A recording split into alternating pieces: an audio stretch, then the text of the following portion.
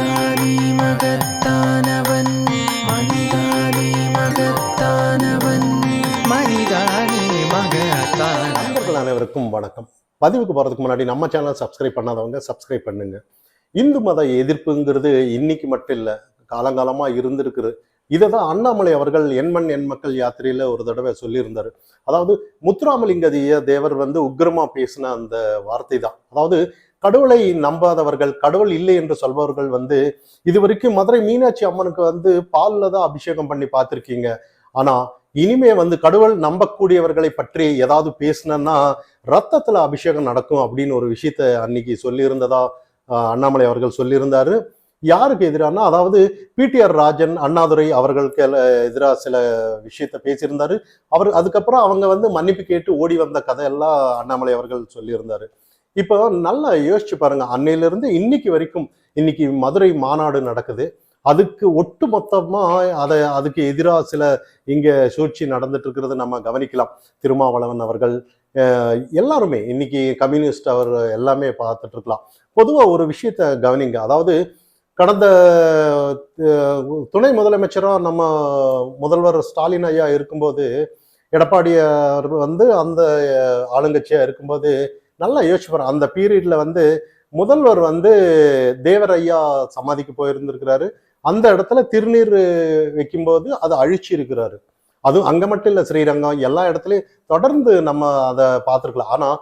ஆனா திருநீர் இல்லா நெற்றி பாழ் அப்படின்னு நம்மளதுல ஒரு இது சொல்லுவாங்க. ஆனா திருநீருங்கிறது வச்சானா தானாதான் அது போகும். அது ஏதோ ஒரு உடல் சூட்லையோ உடல் வேர்வையிலோ ஏதோ ஒரு நீரால அதை அழியணுமே ஒழிய யாரும் அழிக்க மாட்டாங்க. அந்த அளவுக்கு திருநீருக்கு இந்துக்கள் அந்த அளவுக்கு முக்கியத்துவம் கொடுப்பாங்க. ஆனா அது எல்லாம் அதை அழிக்கிறது ஒரு அபசகனமா தான் நம்ம இன்னைக்கு நினைக்கப்படணும். காரணம் என்னன்னா, அந்த காலகட்டத்துல அவரு, அதாவது நல்லா யோசிச்சு பாருங்க. அதாவது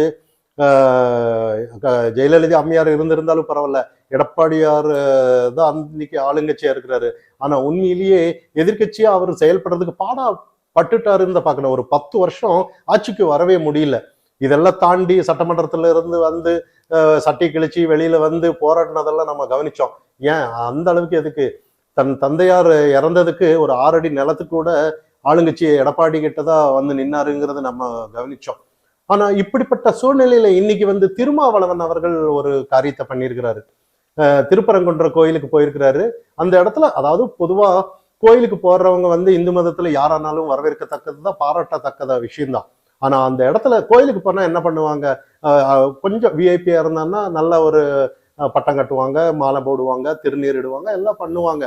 ஆனா இவங்க மதச்சார்பின்மை அப்படின்னு சொல்றவங்க கண்டிப்பா கோயிலுக்கு வரும்போது உண்மையா வரவேற்கத்தக்கதுதான். ஆனா அந்த இடத்துல திருநீர் அவர் ஒரு போட்டோ எடுக்கும்போது அதை அழிக்கிற மாதிரி அழிச்சிட்டு அதுக்கப்புறம் செல்ஃபி எடுக்கிறாரு. ஆனா ஒரு நல்ல விஷயம் பாருங்க, அது எப்பேற்பட்ட ஒரு விஷயம். இப்போ இவரெல்லாம் யாரு கோயிலுக்கு வர சொன்னது அப்படிங்கிற ஒரு கேள்வி இன்னைக்கு மக்களிடையே ஏன்னா கோயிலுக்கு வந்தா திருநீர் தான் இருக்கும். ஒரு நல்லா யோசிச்சு பாருங்க, எந்த கோயிலுக்கு போனாலும் அங்க திருநீர் கண்டிப்பா இடுவாங்க. கோயிலுக்கு வர்றவங்க அதுதானே மரியாதை. ஆனா அதை அந்த அந்த அளவுக்கு அழிச்சு எல்லாருக்கும் முன்னாடியே அத்தை சுத்தி இருக்காங்க, நம்பிக்கையா இந்துக்கள் இருக்காங்க, அவங்க முன்னாடியே அழிச்சு. ஆனா இது எதை வெளிப்படுத்துதுங்கிற மாதிரி மக்களிடையே நிறைய கொந்தளிச்சிட்டு இருக்காங்க. இதெல்லாம் தாண்டி இன்னொரு விஷயம் என்னன்னா, இதுக்கு முன்னாடி நிறைய விஷயம் நம்ம இந்துக்களுக்கு எதிராக கோயில் ஆபாசமா சிலை அப்படி இப்படின்னு சொல்லி நிறைய விஷயம், முருகனை பூஜிக்கிறவங்க பாதாளத்துக்கு தான் போயிடுவாங்கன்ற மாதிரி நிறைய கருத்துக்களை சொல்லிட்டு இருந்தாரு. ஆனா இதெல்லாம் மறந்து இன்னைக்கு கடந்த தேர்தல் எல்லாம், அதாவது சிதம்பர தொகுதியில எல்லாம் நிறைய குடமுழக்கம் பண்ணி கும்பாபிஷேகத்துல எல்லாம் அவர் நீங்க பார்த்திருக்கலாம். ஆனா அந்த அளவுக்கு இந்துக்களுக்கு ஆதரவா சில நிலைப்பாடு எடுத்து எல்லா மக்கள் மத்தியில மறந்து இருந்தாங்க. ஆனா இன்னைக்கு இந்த ஒரு விஷயத்தினால எல்லாருமே பழைய நினைவுகளை எல்லாம் எடுத்து அவருக்கு எதிராக குரல் கொடுக்க இன்னைக்கு சமூக வலைத்தளத்துல நடந்துட்டு இருக்கு இன்னைக்கு. ஆனா இனிமே அவருக்கு கண்டிப்பா இந்த நல்ல சகுனமா அமையாதுங்கிற மாதிரி தான் மக்களிடையே கருத்துக்கள் உலாவிட்டு இருக்கு இன்னைக்கு சமூக வலைத்தளத்துல. ஏன் வரணும், எதுக்கு வரணும், இந்த மாதிரி வரலாம், எல்லாம் பண்ணலாம், ஆனா திருநீர் ஏன் அழிக்கணும்? ஆனா இவங்க எல்லாம் என்னன்னா, ஏதோ ஒரு விஷயத்தை திசை திருப்புறதுக்காக இதெல்லாம் நடத்துறாங்களாங்கிறது மற்றொரு கருத்து பேசப்படுகிறது. அதாவது முருகன் மாநாடு பெரிய லெவல்ல நடக்குது. இந்த முருகன் மாநாடு அதாவது இவங்க சொல்றாங்க, அதாவது இதெல்லாம் எதுக்காகன்னா, அதாவது மக்களை பிளவுபடுத்ததான் இந்த ஆன்மீக மாநாடுன்னு இவங்க வந்து பண்றாங்கன்ற மாதிரி நிறைய கருத்துக்கள். இதுக்காக தான் மக்களிடையே வந்து இது நம்பக்கூடாதுன்னு அவங்களுக்கு வந்து விழிப்புணர்வு ஏற்படுத்த தான் மனித சங்கிலின்னு சொல்லி போராடுறோம் அப்படின்னு சொல்லி இவர் அமீர் இவங்க எல்லாம் நேத்து நீங்க பார்த்திருக்கலாம். இதெல்லாம் தாண்டி இன்னைக்கு வந்து நிறைய மக்களிடையே கேள்வியை இன்னைக்கு கேட்டுட்டு இருக்காங்க. என்னன்னா, இதெல்லாம் தாண்டி இன்னும் கூட கம்யூனிஸ்ட் கூட இன்னைக்கு வந்து தாடி கொம்புல திண்டுக்கல் மாவட்டத்துல எல்லாம் பிரச்சாரம் பண்ணிட்டு இருக்கிறத பார்க்கலாம். இந்து முன்னணியரை அவங்க விரட்டி அடிச்சது கூட நீங்க சமூக வலைத்தளத்துல பார்த்திருக்கலாம். ஆனா இன்னைக்கு வந்து ஒட்டு மொத்தமா இப்போ திமுக முருகன் மாநாடு நடத்தினாங்க. இது சேகர் பாபு அவர்கள் சொல்றாங்க, ஏன் பவன் கல்யாண் வரணும், ஏன் யோகி ஆதித்யநாத் வரணும் அப்படின்ற மாதிரி சில கேள்விகள். ஆனா இவங்களும் மாநாடு நடத்தினாங்க, எல்லாமே ஆதரிச்சாங்க.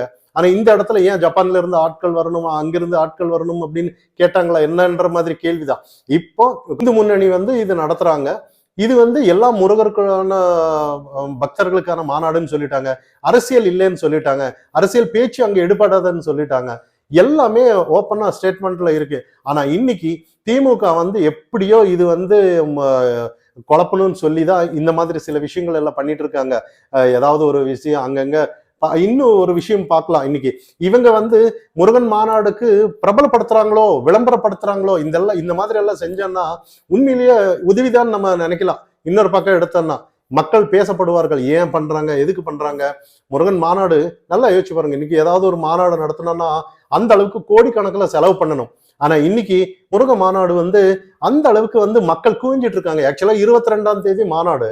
ஆனா இப்ப வந்து அதுக்கு முன்னாடியே ஒரு வாரமா அந்த அளவுக்கு மக்கள் வந்து கூடுறது வேடிக்கை பார்க்குறாங்க. இந்த அரசு பார்த்துட்டு இருக்குன்னு நம்ம பார்க்கலாம். ஆனா இதெல்லாம் வந்து என்ன எதுக்குன்னா இந்துக்களோட எழுச்சின்னு தான் நம்ம இந்த இடத்துல புரிஞ்சுக்க வேண்டிய விஷயம்.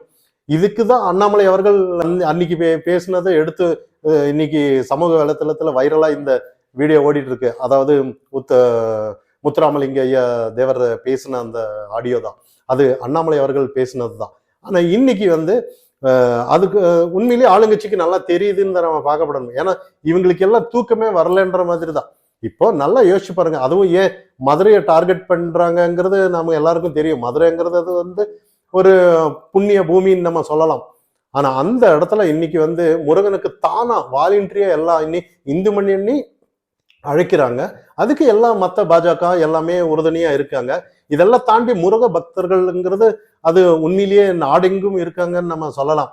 அந்த அளவுக்கு ஒரு ஆக்கப்பூர்வமா இந்த மாநாடு நடக்குதுன்னு இந்த ஆளுங்கட்சிக்கு தெரியும். திருப்பரங்குன்றத்துல வந்து இதே ஆடை வெட்டுறோம் அதை வெட்டுறோம்னு சொல்லும்போது இதே மதச்சார்பின்மை அப்படின்னு திருமாவளவன் அவர்கள் பேசுறாரு. ஆனா அந்த இடத்துக்கு போய் அந்த காலகட்டத்துல இந்த மாதிரி ஆடை வெட்டுற அது வெட்டுறங்கும் போது போராடி இருக்கலாமே. இவங்க தானே மதச்சார்பின்மை.